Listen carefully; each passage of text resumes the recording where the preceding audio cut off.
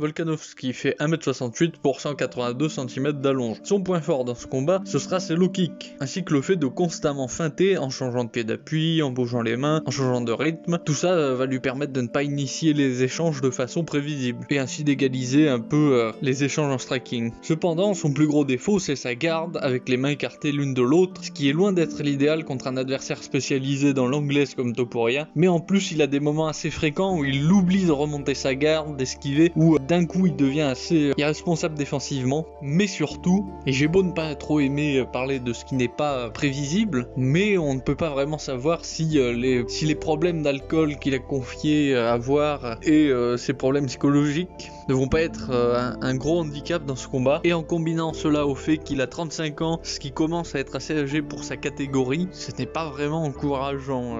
Topuria fait 1m70 pour 175 cm d'allonge. Il a de bons fondamentaux en anglaise, mais il est très basique dans son approche. Il n'utilise pas spécialement de feinte, il utilise plutôt son jab ou son cross pour trouver une ouverture, et une fois qu'il l'a vu, il sort ses crochets ou ses uppercuts. Il n'en reste pas moins qu'il sera probablement au-dessus de Volk en anglaise pure. Contre Emmett, il a eu une habitude un peu inquiétante de tourner son pied avant vers l'intérieur, ce qui rend le check, les low kicks plus compliqués. Ça fait perdre un peu de temps à tourner le pied dans le bon sens. Emmett et Mitchell sont ses adversaires au niveau le plus élevé, et on peut pas dire qu'ils soient non plus exceptionnels dans la catégorie, ces deux-là. Contre Josh Emmett, il avait un très bon cardio en 5 rounds, mais ça s'expliquait aussi par la simplicité du combat dans lequel ils ont surtout échangé en anglaise. Si en lutte, il devrait être à peu près à égalitaire avec Volk, en jiu-jitsu, il devrait être un poil au-dessus. Volk va probablement faire tourner sa stratégie autour des low kicks et des coups de pied obliques pour garder Topuria à distance tout en réduisant sa mobilité, qui a peu de chances qu'il envoie de nombreuses combinaisons tout le long du combat. Il y a bien plus de chances qu'il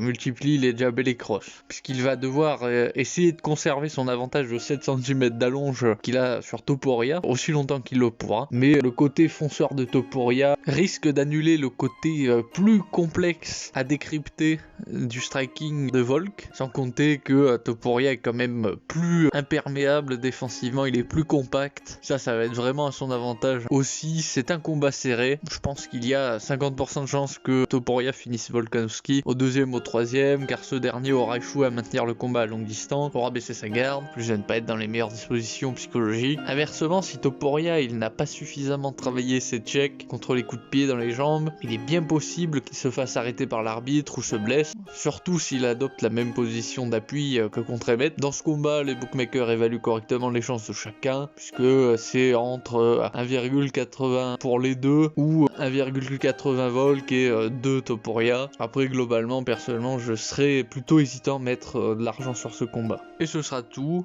Comme d'habitude, étant pris en otage par l'algorithme, je suis obligé de vous dire, mettez un pouce bleu, abonnez-vous, activez la cloche des notifications, c'est dans le contrat tacite, ça. Mais par contre, je serai bien content de connaître votre avis sur ce combat, et je vous dis à la prochaine.